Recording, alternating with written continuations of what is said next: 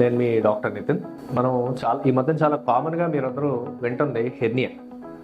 చాలామంది హెర్నియాతో బాధపడుతూ ఉండొచ్చు, అంటే హెర్నియా సర్జరీ చేయించుకున్నామని, కానీ అంటే ఏంటి అనే ఒక డౌట్ కూడా ఉండొచ్చు. కానీ ఇవాళ మనం డిస్కస్ చేసేది హెర్నియా అంటే ఏంటి, దాని యొక్క కారణాలు ఏంటి, symptoms, types and treatment options, లేదా ఫైనల్గా కాంప్లికేషన్స్ కూడా డిస్కస్ చేద్దాం. హెర్నియా అంటే ఏంటి అసలు? కడుపులో ఏదో ఒక డిఫెక్ట్ లేదంటే ఒక వీక్నెస్ ద్వారా లోపల ఉన్న కాంపోనెంట్ ఏదన్నా సరే ఆ వీక్నెస్ ద్వారా బయటకు వస్తే దాన్ని హెర్నియా అంటాం అన్నమాట. అంటే కడుపులో ఏదో ఒక చోట ఒక కండరాలు వీక్గా అయి ఉండొచ్చు, దాని లోపల ఉండాల్సిన కాంపోనెంట్స్ ఏంటి, పేగులు అవ్వచ్చు, లేదంటే ఒమంటం ఫ్యాట్, లేదంటే బాగా ఎక్స్ట్రీమ్ కేసెస్లో సాలిడ్ ఆర్గాన్స్ అంటే లివర్ కావచ్చు, స్ప్లీన్, కిడ్నీ, ఇటువంటివి కూడా బయటికి రావచ్చు అన్నమాట. దాన్ని మనం హెర్నియా అంటాం. దీని యొక్క కారణాలు ఏంటి అంటే, ఒకటి కంజెనిటల్గా ఏదైనా డిఫెక్ట్ ఉండొచ్చు. కంజెనిటల్గా అంటే పుట్టుక ద్వారా ఏమన్నా డిఫెక్ట్ ఉండొచ్చు. సాధారణంగా పుట్టిన ప్రతి మనిషి కూడా ఒక డిఫెక్ట్ తోటే పుడతారు. అది దాన్నే అంబలికస్ లేదంటే బొడ్డు అంటాం అనమాట. అది కొన్ని మంత్స్ వ్యవధిలోనే అది మూసుకుపోతుంది అందరికీ కూడా. అది మూసుకోకుండా ఎవరికన్నా ఉన్నట్టయితే వారిలో అంబలికల్ హెర్నియా వస్తుంది. అది కాకుండా మగవాళ్ళలో కామన్గా వచ్చేది ఇంగ్వానల్ హెర్నియా, అంటే గ్రాయిన్ రీజియన్లో గజ్జల దగ్గర కానీ బేజం దగ్గర కానీ ఏదో ఒక వాపు కింద కనిపించవచ్చు. దాన్ని ఇంగ్వానల్ హెర్నియా అంటారు. ఇంకోటి చాలా కామన్గా కనిపించేది ఇంకోటి ఇన్సెషనల్ హెర్నియా. అంటే ఇదివరకు ఎప్పుడన్నా ఏదో ఒక భాగంలో ఆపరేషన్ చేయించుకుంటే అక్కడ కలిగిన కండరాల వీక్నెస్ వల్ల అక్కడ ఒక హెర్నియా ఫామ్ అయ్యే ఛాన్సెస్ చాలా ఎక్కువ. ఇది కాకుండా చాలా రేర్ ఫార్మ్స్ ఆఫ్ హెర్నియాస్ కూడా ఉంటాయి. స్పైజిలియన్ హెర్నియాస్ అని, ఇంటర్నల్ హెర్నియాస్ అని, ఇవన్నీ. వీటి సిమ్టమ్స్ ఏంటి అన్న దాని దగ్గరకు వస్తే, first and foremost and most common symptom వచ్చి బల్జ్ అంటారు. బల్జ్ అంటే ఏదో ఒక హెర్నియా ఉన్న ఒక ఏరియాలో ఏదో అలా లోపల నుంచి ఇలా బయటికి ఏదో ఇలా పొడుస్తున్నట్టు, బయటికి ఇలా వచ్చినట్టు కనిపిస్తుంది అనమాట. ఇది ఎప్పుడెప్పుడు కనిపిస్తుంది? కంటిన్యూస్గా ఇనీషియల్ స్టేజెస్లో కంటిన్యూస్గా ఉండదండి. ఇది ఏదన్నా దగ్గినప్పుడు, ఏమన్నా బరువు ఎత్తినా, గట్టిగా మోషన్కి వెళ్ళడానికి ముక్కినా, గట్టిగా తుమ్మినా, ఇటువంటి టైంలో బయటకు వస్తుంది అనమాట. వచ్చినప్పుడు మనకు కొంచెం నొప్పి రావచ్చు, నొప్పి రాకుండా కూడా ఉండొచ్చు. అది ఇనీషియల్గా స్వతహాగా దానికి అదే లోపలికి వెళ్ళిపోతుంది. ఇది కొంచెం వ్యవధి టైం దానికి ఇచ్చే కొద్దీ ఏమవుతుందంటే, ఆ డిఫెక్ట్ ఉన్న సైజు చిన్నగా ఇనీషియల్గా మిల్లీమీటర్స్లో ఉన్నది పెరుగుతూ సెంటీమీటర్స్లోకి వస్తూ ఉంటుంది అనమాట. ఆ టైంలో ఆ స్వెల్లింగ్ ఏదైతే బల్జ్ అన్నది కంటిన్యూస్గా ఉంటుంది అనమాట. ఆ బల్జ్ యొక్క సైజు కూడా పెరగడం అన్నది జరుగుతుంది. ఈ టైంలో కానీ మనం ట్రీట్మెంట్ తీసుకోవడం మంచిది. అది తీసుకోకపోతే ఏమవుతుందంటే, ఈ బల్జ్ అన్నది బాగా పెరిగి లోపల ఉన్నది ఇలా బయటకు వచ్చి ఒక్కోసారి స్టక్ అవ్వచ్చు. స్టక్ అయినప్పుడు ఫ్యాట్ స్టక్ అయింది అనుకోండి, సివియర్ పెయిన్ వస్తుంది. అలా కాకుండా లోపల ఉన్న ఇంటెస్టైన్ అంటే పేగులు స్టక్ అయినట్టయితే అబ్స్ట్రక్షన్ అని సీరియస్ కండిషన్లోకి వెళ్తుంది. అప్పుడు ఎమర్జెన్సీగా సర్జరీ చేయాల్సి వస్తుంది. ఇది దీని యొక్క మెయిన్ సిమ్టమ్స్ అనమాట. హెర్నియాకి సంబంధించిన ట్రీట్మెంట్ ఆప్షన్స్ ఏంటి? First and best option is always surgery. Surgery కూడా ఎప్పుడు you should undergo as early as possible. ఎందుకంటే హెర్నియా అనేది ప్రతిరోజు పెరిగే జబ్బు.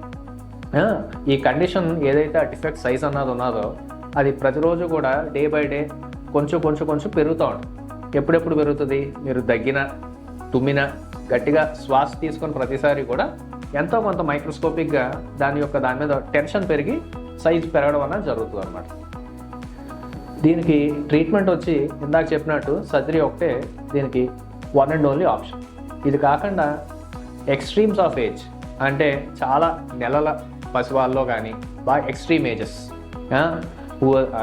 సర్జరీకి ఫిట్నెస్ లేదనుకోండి, బాగా ఎక్స్ట్రీమ్ ఏజ్లో 90 ఇయర్స్ అవ్వచ్చు, 80 ఇయర్స్, 100 ఇయర్స్, ఆ ఏజెస్లో కూడా సర్జరీని టెంపరీగా వెయిట్ చేస్తాం అనమాట. సర్లే చూద్దాము. ఇది కాకుండా మన రెగ్యులర్ ఆప్షన్స్ అయితే మాత్రం సర్జరీనే. సర్జరీలో కూడా 2 విధాలుగా చేయొచ్చు. ఒకటి ఓపెన్ సర్జరీ, రెండోది లాప్రోస్కోపిక్ సర్జరీ. ఓపెన్ సర్జరీ అంటే చాలా శతాబ్దాలుగా చేస్తుంది. ఇప్పుడు లేటెస్ట్గా దాంట్లో ఓపెన్ సర్జరీ కూడా మెష్ వేసి చేయడం అన్నది is a common surgery right now. Mesh యొక్క అడ్వాంటేజ్ ఏంటి అంటే, ఆ మెష్ ఒక డిఫెక్ట్ మీద పెట్టే ఫారెన్ బాడీ అనమాట. శరీరంలో ఏ ఫారెన్ బాడీ పెట్టినా సరే ఫారెన్ బాడీ రియాక్షన్ అన్నది ఒక రియాక్షన్ సహజంగా అందరికీ వస్తుందండి. దాని మూలంగా ఏంటంటే ఆ మెష్ పైన కండరం పెరుగుతుంది అనమాట, వాడి భాషలో ఎక్స్ప్లెయిన్ చేయాలంటే. ఇప్పుడు సేమ్ ఓపెన్ సర్జరీలో ఏమేమి అయితే ఎంత పెద్ద హెర్నియాలు అయితే ట్రీట్మెంట్ ఇస్తున్నామో, ఇప్పుడు లేటెస్ట్ టెక్నాలజీ తోటి లాప్రోస్కోపిక్గా కూడా అన్నిటికి కూడా మనం ట్రీట్మెంట్ చాలా సులభంగా ఇవ్వచ్చు. లాప్రోస్కోపీ అంటే ఏంటి? ఎక్కువ మనం కోత లేకుండా చిన్న చిన్న టెలిస్కోపుల ద్వారా లోపలికి వెళ్ళి ఆపరేషన్ చేస్తాం అన్నమాట. దీని యొక్క మెయిన్ అడ్వాంటేజ్, మనం హెర్నియా అంటేనే కండరాలో ఒక వీక్నెస్, దాన్ని రిపేర్ చేయడానికి ఓపెన్ సర్జరీలో హెర్నియా అంత సైజు ఉంటే దానికి కనీసం ఇంకొంచెం దానికంటే పెద్దగానే కోసి చేయాలన్నమాట. ఇది ఎలా అంటే ఆల్రెడీ కండ వీక్గా ఉండడం వల్ల హెర్నియా అన్నది వస్తుంది. దాన్ని ట్రీట్మెంట్ చేయడానికి మనం ఉన్న కండను మళ్ళీ డ్యామేజ్ చేసి కానీ మనం ట్రీట్మెంట్ చేయడం అన్నది జరగదు ఓపెన్ సర్జరీలో. లాప్రోస్కోపీలో అదే main advantage. Additional damage to the musculature ఏమీ జరగదు అనమాట లాప్రోస్కోపీలో. అది జరగకుండానే లోపలికి వెళ్ళి మనం కావాల్సిన రిపేర్ చేసుకుని మెష్ని సేఫ్గా ప్లేస్ చేయొచ్చు.